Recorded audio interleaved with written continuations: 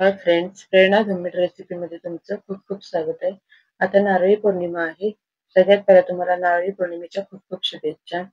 आता नारळी पौर्णिमा आहे म्हटल्यावर बहुतेक ठिकाणी नारळी भात वगैरे बनवला जातो किंवा अशा ओल्या नारळाच्या करंज्या वगैरे बनवल्या जातात. तर आज मी तुम्हाला ओल्या नारळाच्या करंज्या कशा बनवायच्या ते दाखवणार आहे. चला तर मग उशीर न करता आपण रेसिपीला सुरुवात करू. त्याआधी साहित्य काय काय लागते ते बघू. इथं एक मोठा नारळ घेतलेला आहे किसून. जवळजवळ 2 कप एवढं आपलं हे नारळाचं किस झालेलं आहे. गूळ घेतलेला आहे 1 कप, इलायची पावडर, मीठ, तूप, गव्हाचं पीठ घेतलेलं आहे 1 कप आणि त्याच कपाने आपण बारीक रवा घेतलेला आहे. आता उशीर न करता रेसिपीला सुरुवात करू. आता परातीमध्ये मी 1 कप गव्हाचं पीठ घेतलेलं आहे आणि त्यामध्ये 1 कप बारीक रवा घालून घेतलेला आहे. इथं बारीक रवाच वापरायचा आहे. आता हे असं आपण हाताने मिक्स करून घेणार आहोत. आणि आता चवीपुरतं मीठ घालून घेणार आहोत.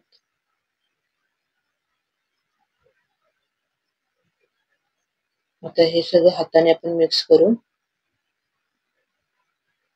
आता कडकडीत आपण मोहन घालून घेणार आहोत. इथे तेलाचं मोहन घालून घ्यायचंय. इथे मी तूप घेतलेलं आहे, 1 चमचा तूप घेतलेलं आहे. तुम्ही इथं तेल सुद्धा वापरू शकता. मी इथे 1 चमचा तूप वापरलेलं आहे आणि तूप गरम करून घातलेलं आहे याच्यामध्ये, कडकडीत असं गरम करून. त्यामुळे असं चमच्याने सुरुवातीला आपल्याला मिक्स करून घ्यायचंय आणि थंड झाले की असं हाताने आपल्याला हे चांगलं असं पीठ हे सगळं चोळून घ्यायचंय. चांगलं तूप असं हे सगळ्या पिठाला लागलं पाहिजे. असा मुटका झाला की समजायचं आपलं हे तूप व्यवस्थित लागलेलं आहे पिठाला. आता आपण हे असं घट्टसर असं आपण पीठ हे मळून घेणार आहोत. पातळ बनवायचं नाही आपल्याला, चांगलं असं घट्ट असं गोळा बनवून घ्यायचा आहे.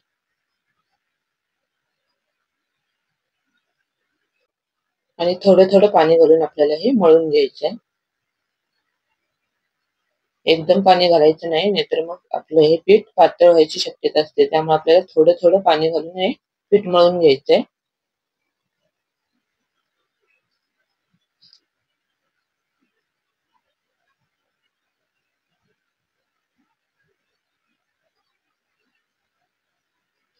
तर इथे आपलं हे पीठ मळून झालेलं आहे. चांगलं असं घट्ट असं मळलेलं आहे आपण. आता हे आपण 15-20 मिनिटं असं हे झाकून ठेवणार आहोत. म्हणजे ज्याच्यामध्ये आपण रवा मिक्स केला तसं फुलून येईल चांगला. आणि आपण आता सारण बनवून घेणार आहोत. कढई गरम करत ठेवून त्याच्यामध्ये 1 चमचा तूप घालून घेतलेलं आहे.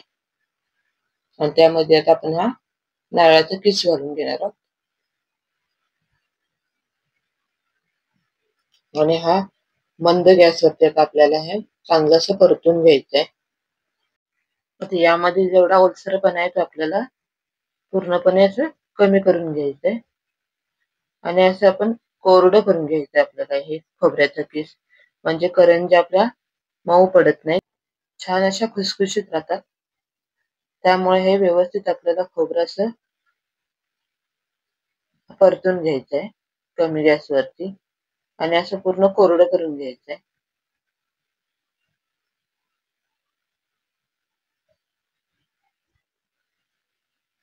तर इथं आपलं हे खोबरं परतून झालेलं आहे आणि त्यामध्ये आपण 1 कप गूळ घालून घेतलेला आहे. आता तुम्हाला कितपत गोड पाहिजे तेवढा तुम्ही गूळ घालून घ्यायचा आहे यामध्ये.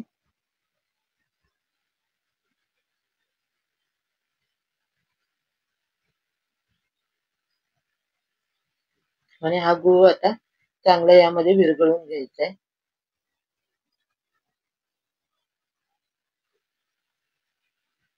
इथं गूळ विरघळलेला आहे.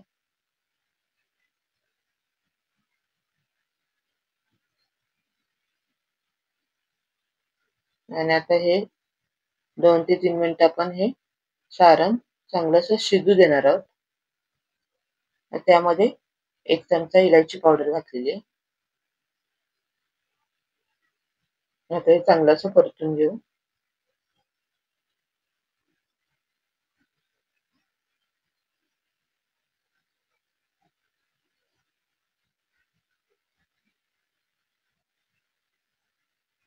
आता इथे हे आपलं करंजी मधलं सारण बनवून तयार झालेलं आहे.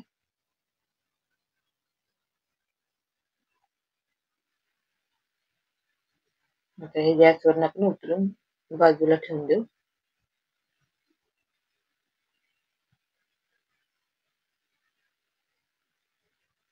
आता थंड होण्यासाठी आपण हे बाजूला ठेवणार आहोत.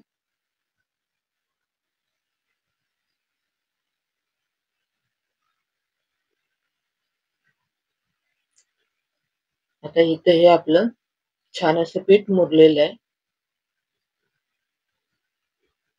आता याचे आपण असे छोटे छोटे असे जशा पुऱ्या आपण लाटतो ना तेवढे असे आपण गोळे बनवून घेणार आहोत. आता पहिल्या सुरुवातीला आपण 5-6 गोळे बनवून घेणार आहोत आणि त्याच्या छोट्या छोट्या अशा पुऱ्या लाटून घेणार आहोत.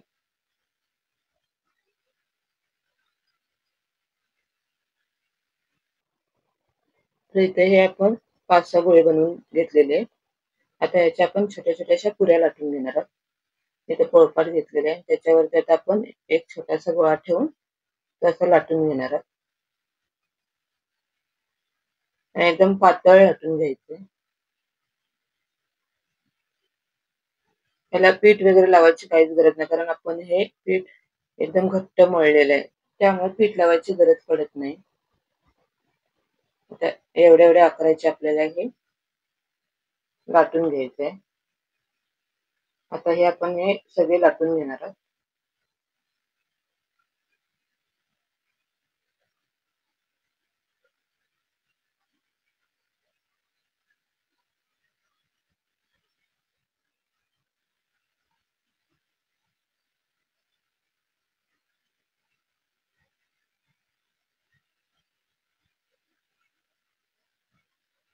एवढे आपल्याला हे पातळ लाटून घ्यायचे आहेत.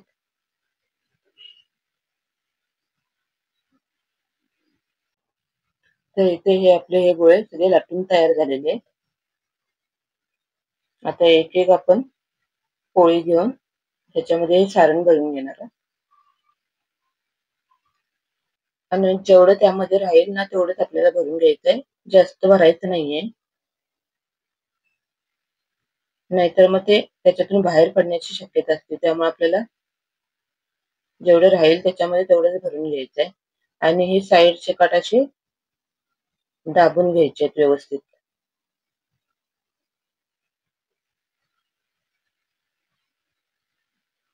आता ही फिरकी आहे त्याच्याने आपण साईडने अशी कट करून घेणार आहोत.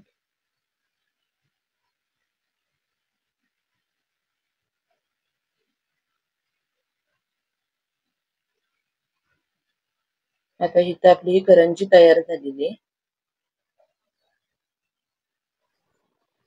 आता ही आपण ताटामध्ये ठेवून देऊ एका.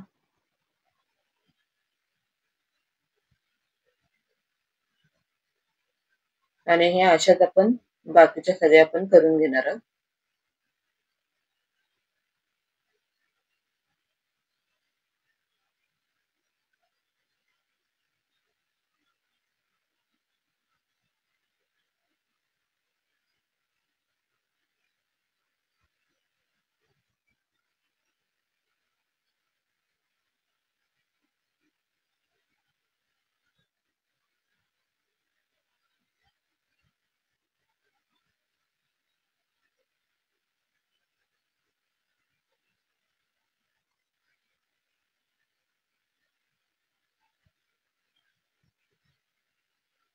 इथे ही आपली दुसरी झालेली आहे. तसेच आपण या बाकीच्या पण सगळ्या करून घेणार आहोत. तर इथं ह्या आपल्या एवढ्या करंज्या बनवून तयार झालेल्या आहे. जवळजवळ एक मोठा नारळ होता त्याच्या जवळजवळ 15 ते 16 आपल्या ह्या करंज्या बनवून तयार झालेल्या आहेत. आता इथं तेल गरम झालेलं आहे त्यामध्ये आपण हे एक एक असे सोडून घेतलेले आहेत. आता कढई थोडी मोठी आहे त्यामुळे मी इथं 3-3 अशा करंज्या सोडून घेतलेल्या आहेत. आता कढई कितपत मोठी आहे तशा आपण या करंज्या यामध्ये सोडून घ्यायच्या आहेत. जर छोटी असेल तर आपण 2-2 अशा करंज्या सोडून तळून घ्यायच्या. आता ह्या तळायला खूप उशीर लागत नाही. 1-2 मिनिटांमध्ये हे आपल्या तळून होतात.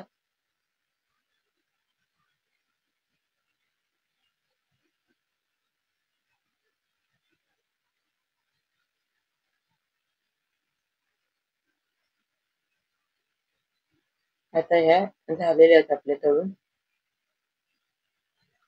आता एका ताटामध्ये आपण हे काढून घेणार आहोत आणि अशाच बाकीच्या पण आपण ह्या तळून घेणार आहोत. बघू शकता किती छान अशा ह्या फुगतात.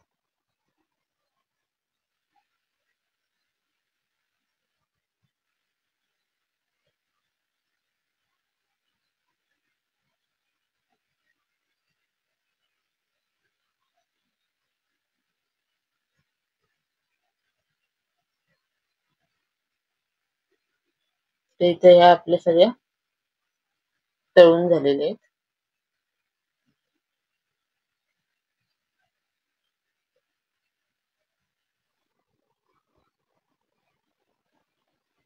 आता एका नारळाच्या आपल्याला जवळजवळ 15 ते 16 करंज्या बनवून तयार होतात. आवाज बघू शकता किती छान अशा खुसखुशीत झालेल्या आहेत. त्यामध्ये आपण रवा टाकला त्यामुळे या चांगल्याशा खुसखुशीत होतात. आतमधलं सारण पण किती छान असं रसरशीत झालेलं आहे. वरून खुसखुशीत नाही आतून असे रसरशीत झालेले आहेत आणि खायला पण खूप छान अशा लागतात एकदम. तर तुम्ही पण या नारळी पौर्णिमेला नक्की या ओल्या नारळाच्या करंज्या करून बघा आणि कशी झाली हे कमेंट करून सांगायला विसरू नका. रेसिपी आवडली असल्यास नक्की लाईक करा, शेअर करा आणि सबस्क्राईब करायला विसरू नका. भेटू पुन्हा अशाच नवीन रेसिपींसोबत. तोपर्यंत टेक केअर. Bye bye.